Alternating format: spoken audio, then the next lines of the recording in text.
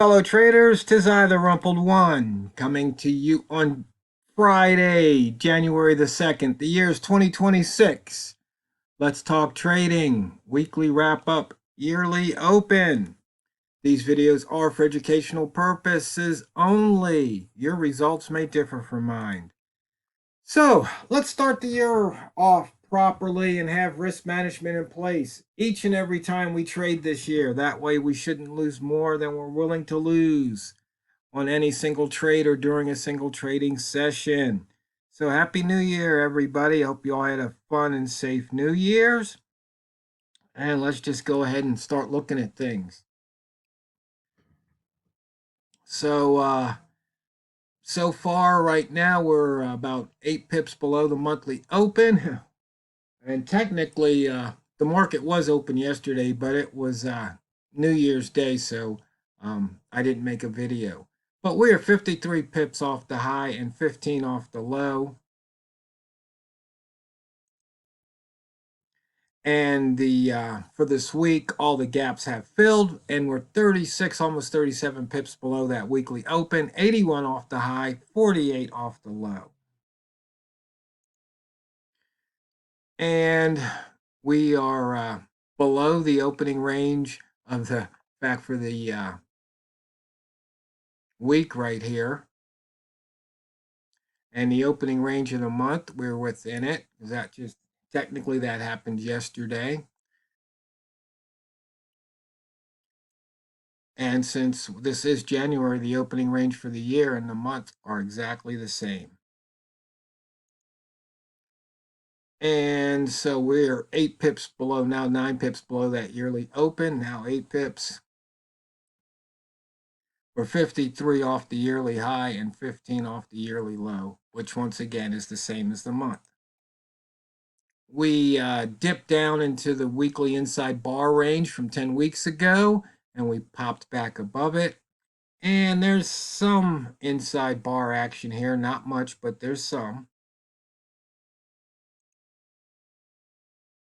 Looking at the ranges, let's see, we've got the pound New Zealand coming in at 138. That's the winner. We got the pound dollar, unfortunately, only at 68 pips.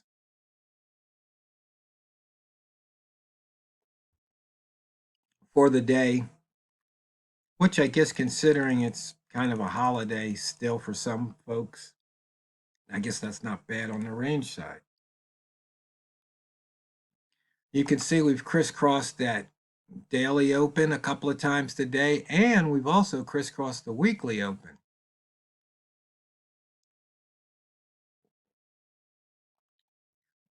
So any of you traders who were trading that weekly open, definitely in the money right now if you took that last short.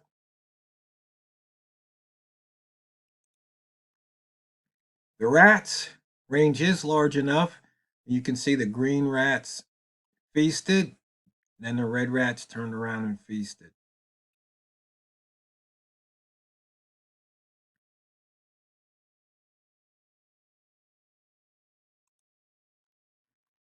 Bambino Flex said to go long near the pivot, and it looks like that paid off a couple of times. Actually, just said to go long.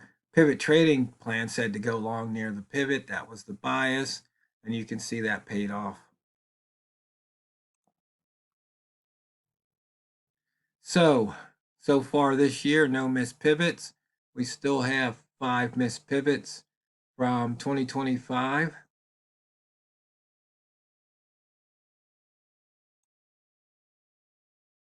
And I'm wondering if we're going to take any of those out this year.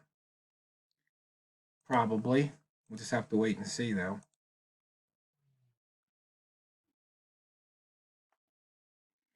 Notice the wick zone in and out of both the upper and the lower. We started inside here. We went above, crossed into. So definitely, but if you see the size of the wick zone, it's definitely pretty big wicks. And let's see, so we're looking at the range here so far this month, only 68 pips has not moved the needle. and we have not broken out of the high or the low. If we switch this back over to weekly, what am I doing here? We need time frames. There we go. So far 129 pips on the week. That did not move the needle at all. So it looks like we're going to wind up at the bottom for the last 12 weeks. High minus previous high. We missed breaking out by 3 pips. Low minus previous low. We did not break out. We missed that by 28 pips. So it looks like we're going to have an inside bar week. So it should be interesting for next week's trading. Let's see. For the rats, high minus close 80. For the red rats, close minus low is 50 for the green rats. And the weekly crossover traders, high minus open 45 to the north and open minus low 84 to the south. So once again, trading those weekly that weekly crossover could have been profitable. You have to trade it to make it though. A friend of mine, his birthday's New Year's Eve, and went out.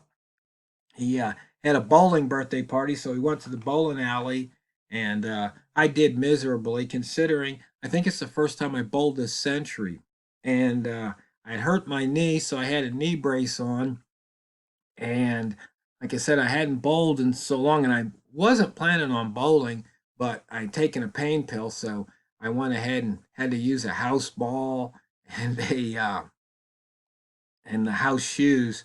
So I didn't score anywhere near what I used to score. Didn't expect it. Like I said, I don't think I've bowled since any time this century. It's just too funny. But and then we went to the casino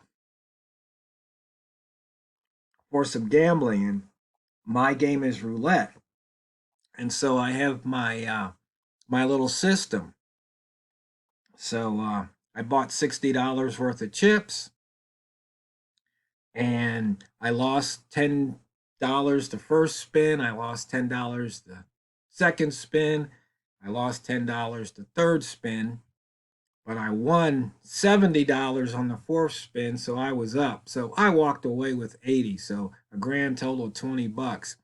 But it wasn't how much I won. It was that I stuck with my system, even though um, it was like, hey, this dealer isn't doing what they're supposed to be doing here. They're not spinning consistently.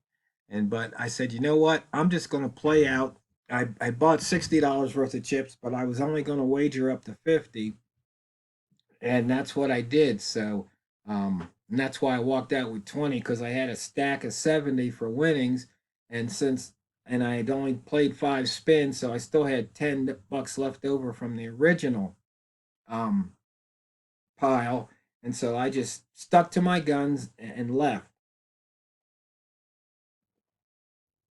because you know I it's like I'm not trying to double my money or anything. I'm just trying to win and not give the casino any of my money. So that's kind of like in trading. That's why I was talking about it. Was you can take any of these methods that I've presented, or your own method or somebody else's method, but you just have to stick to it. You have to follow it even when things don't look like they're going your way. You have to get out of your own way, trust the system, execute the system, and over the long haul, it should pay off. And it's that simple. And and the thing is, I know it's really hard to do that when you're trading, because you get emotional. You've got money wrapped up. You've got plans and goals, and you want to make sure you execute those plans and or hit those goals. And sometimes that you wind up getting in your own way when you do that. It's really amazing. Um, and so I was talking to Walmall about it the other day, and I was saying, in a way, trading is like fishing. We come to the market, and sometimes we get a lot of range. Sometimes you get very little range, and sometimes the market's just going back and forth and fast. Sometimes it's crawling, and you just have to pretty much trade what you see. You trade, you know, and you take what you can. You can't take any more because that's not the way it works. So it's like fishing. Some days the fish are biting and some days they're not. And so you might say, yeah, I want 10 fish, but if they're not biting, it's kind of stupid to stay there all day. And the only difference is that in trading, they can take away your fish, but that doesn't happen when you're fishing. So it's not a perfect analogy, but I think the point is that you don't want to have a goal where you keep pushing. Next thing you know, you're on the losing side. If the market's not giving up, your 5 or 10 pips, so be it. But if the market, launches your way, like right here out of the launch pad, and you can pick up, 30, 40 pips, you take them and your goal is 10. But if the market's moving and you're trading well, there's really no reason to stop. I mean, you have to have your plans that are flexible enough that say, hey, if I'm having a good day and things just seem to be working my way, I should just go ahead and keep trading. But, on the other hand, maybe you're only up 5 pips and it's slogging. You know what? Things aren't working out very well. And I might as well just take what I've got and leave. Or maybe you're down 5 pips and you say, you know what? This isn't working today. I can get it tomorrow, and you come back. But that's hard because we've got ego involved, and if you talk about it, hey, how'd you do today? Oh man, I lost. And it goes, see, that trading doesn't work. And that's another thing. You have to insulate yourself from outside influences, especially negative influences. I mean, because they're no more than a distraction. They're or they're something that's pulling you or sending you off course. And it's just so important to stay on course, stick with your plan, stick with what you're doing, And if it's not working, you have to make sure you are not the part that's not working. Because over the years, I mean, when did I do the buy zone? Something like 2001, 2002. I can't remember exactly. It's been a while. It's been a couple of decades, I do believe. Um, and there's just been naysayers and all these people just saying, no, blah, blah, you're going to get cut up. And it's just like, hey, if it doesn't work for you, don't do it. But just because it doesn't work for you doesn't mean it doesn't work. And that's just something you have to realize. And if your email or your email inbox looks anything like my email inbox, you've probably gotten a lot of these things about New Year's resolutions and what to do, what not to do, blah blah blah, morning routines and all of that stuff. And once again, you got to figure out what works for you, just like in trading. You know, People can say, oh, moving averages, oh, stochastics, oh, MACD, oh, RSI, oh, no, you got to use the money flow index. And oh my God, the PSAR, you name it, you know, oh, you've got to just so much stuff. And sometimes it's too much. And that goes to something else I think we might talk about this year, and that's removing. Can you find one thing on the chart that you rarely use? You can just take it off the chart and move forward. And you know what, traders? Kind of got on a roll there, but the fastest 15 minutes in trading is just about over. So, once again, I hope you all had a safe and happy new year. And I hope 2026 proves to be even more profitable for you than 2025. But you know what? It's all up to you because it's not what you trade, it's how you trade it. So go out there and drain the banks. This is the Rumpled One, over and out.